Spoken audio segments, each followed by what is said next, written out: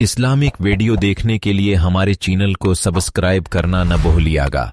بسم اللہ الرحمن الرحیم، شروع اللہ کے نام سے جو بڑا مہربان نہایت رحم والا ہے۔